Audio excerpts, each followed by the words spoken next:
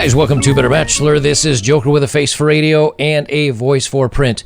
Tonight, we're going to talk a little bit more about the bug. And divorces are increasing even more. So I did a story back March, I think it was now, just 3 months ago. March, April, May, June. Yeah, like 3 or 4 months ago, March, April. And lawyers were already talking about how divorces are like going through the roof because everybody was stuck together for a month. And because of that, because people couldn't stand being with each other for a month, divorces skyrocketed. Well, now apparently people, to tell you how great marriage is, married couples can't stand being with each other. Like the reason that they're breaking up and getting divorced is because they don't want to be with each other that much. Like, let's face it. Oh, we've been together for 3 months. I can't stand this anymore. I must get away from this person. Now, I don't know about you, but I remember having some roommates back when I was in the military and around my college years, when I was in college for a couple years. And like all we did was, it's like we woke up, we worked together, we'd get off, we'd have dinner together, we'd maybe play, what was the video game at the time? Super Nintendo, I think it was. We'd play Super Nintendo together, we'd go get a bite to eat together, we'd go hit the club together. Like all we did is, guys, is we had a group of friends that hung out all the time. And we were best friends. And if you told us, hey, you're going to have to be locked up, and all you can pretty much do is surf the net and play video games and maybe eat pizza and drink beer, I don't know one of them would have been, after a month, would have been like, that's it. I cannot stand you guys anymore. But apparently, married couples don't like each other as much as my college friends and I did. Let's read through this article. I think this is so funny that as the months go by, and people are stuck at home or can't work or they have to stay home because they have kids or whatever, and the kids aren't in school, every month that goes by, the divorce rate's just going up and up and up because people can't stand to be with each other. Oh, how marriage is awesome. The Global News says divorces have increased during the bug, and lawyers are expecting even more. And this is literally from yesterday morning, so it's not an old ad or an old article.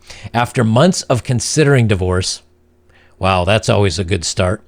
Hey, let's sit down and talk about if you get to take half my stuff and I get to go out and be single again.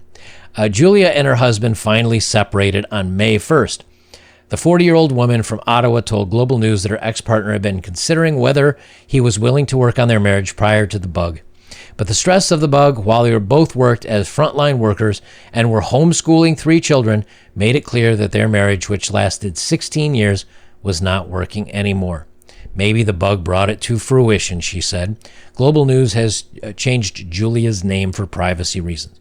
All right, so they're both working 16 years, and at 40, that means that she got married at 24. So you younger guys that say, oh, man, I want to get married, start a family, so on and so forth. That's where we got. She started a marriage, or she got married young. They had kids, 3 kids, and they were still homeschooling. So obviously they're probably in their below high school age, but maybe not. But there you go. It's all over just like that. That's why I say that a lot of times guys say, oh, but if you can find the right girl that hasn't, been through the hoops and hasn't dated a lot of guys and been physical with a lot of guys, that you got a much better chance. The statistics are just against you. It really isn't. Here, she was 24, and that didn't work out. Now, whether he left her or she left him, I don't know. The relationship became more difficult as things dragged on. We were just relying on each other and weren't ever getting a break. Blah, blah, blah, blah, blah. There's been an increase in couples seeking divorce, and there will be a spike in filings when the courts open, multiple lawyers told Global News. While it's not entirely surprising that the stress of this caused some relationships to break down, there are new challenges to divorce proceedings, and the courts remain closed, and testimonies are moved online. Isolated together with no outside support, while Julia says she's coming to terms with a divorce. Okay, so maybe he filed, and she's now coming to terms with it. That could be a good indicator there.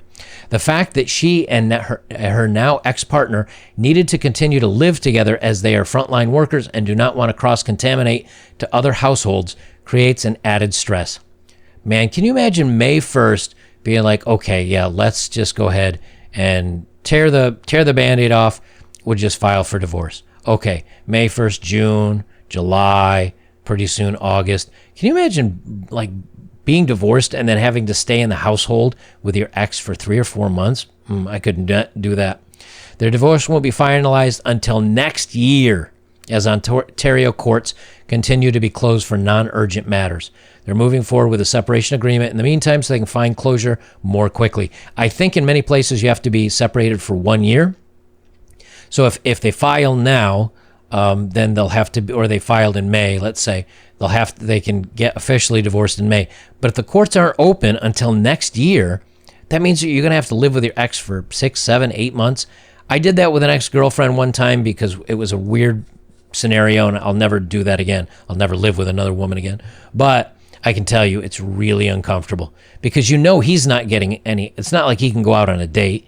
If he's a frontline worker, he can't certainly go out on a date or anything like that if they're worried about cross-contamination. So now he's basically in a marriage that's loveless, and same thing for her. There's no physical fun. It's just taking care of kids and work and stress. Oh, marriage sounds so awesome. I can't wait to do it. We recognize that in order to preserve our friendship and to continue to be amicable, it's probably best we move this along a little bit quicker so at least we can be friends. Mental health issues that become exacerbated during the bug and feelings of isolation while you're in poor relationship could also create an environment prime for divorce, she explained. You're constantly in a small space with that individual that leads to more issues within the household. This is one of the big things that I think a lot of times guys forget, and I've forgotten it. Man, I've made this mistake in plenty of relationships. When you first meet someone, the physicality is there. The bedroom fun is there. Her excitement to take part in your hobbies is there. You trying to learn about her and who she is, that's all there. And it goes great. And it goes great for 6 months, sometimes 9 months, sometimes a year, sometimes 2.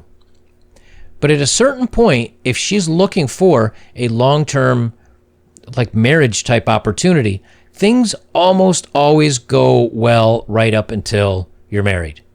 And then, it's the old joke. It's like when you're up there getting married and you say your vows to each other and you say to her, I do, and she says to you, I do. That's the last time you get a little bit of a Hummer action. That's it. Because when she says I do, I don't. That's the joke of it. Well, that stuff is true. I've been married. I've been in long-term relationships. And if her goal is to get married, once that's accomplished, there is no more challenge anymore. She basically owns you. You will lose in the courts, and she knows this. And if she doesn't know it, she'll certainly find it out when she decides to file. 60 to 80%, depending on the country, of women are the ones that are filing. Why? Because they don't have to stay. They know that if they walk out, they can take, in most cases, child support as well as funding from the 401k and so get half of everything.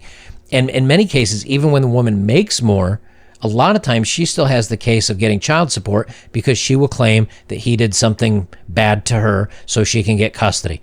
And I've gotten a letter from a lawyer verifying, because I said this in one of my emails because I have read about this. I got an email from a lawyer that said verbatim that women are oftentimes advised to claim that the guy did something so that she has a much higher chance of getting custody, which means not only does she get the kids, but she gets child support. If the kids are school age, they go off to school all day while she works, and then she comes home and she gets the benefit of that additional income.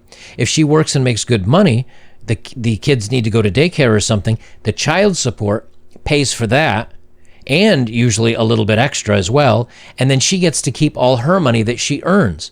So there's no downside to getting rid of the guy. So this is one more example of just, hey, what else could maybe possibly lead you to get divorced that I haven't thought of in the world? How about being around the loved one or your loved one or the person you love very much? No, that is too much. You drive each other crazy.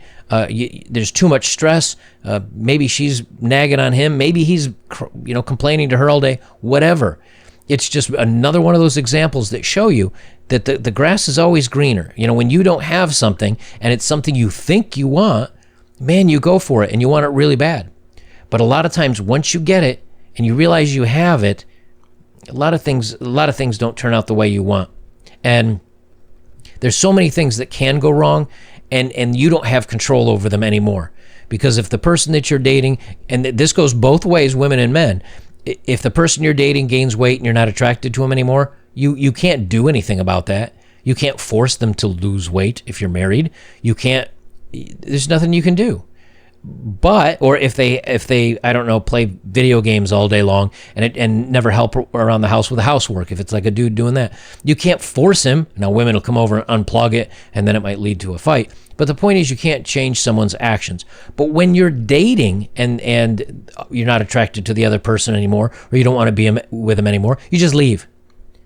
So this is another brilliant example of just why marriage doesn't work in today's society. And if you watch the video I just did about the woman coming up with the new terms for like the foster dating or foster girlfriend, if you just watch that video, she's another perfect example of that. She's a professional. She works a lot. She makes a good income. And she even says, like, I just don't want to settle down. I'm having fun. Now, things may change when she ages a little bit more. But for now, she understands the rules. And at least she's honest with the people she's dating, saying, no thanks, I'm not going to get tied down to anybody that I might not be unhappy with. At least points for that. Guys, if you'd like to support my work, links are below as always. If you have, thank you very much. And the best way you can support me is like, comment, share, subscribe. Smash that like button too. But don't forget to subscribe. Like, I think 65% of you are not subscribed to my channel, but you guys watch a lot of my videos. You don't get penalized for subscribing. You just get notified when I have a new video come out. Guys, I'll leave it there. This is Better Bachelor. I'm Joker. And remember, marriage can end on so many different reasons. And here's just one more example of why they're going to spike and go through the roofs. Because married people don't like to be around each other. How ironic is that that's what's leading to divorces?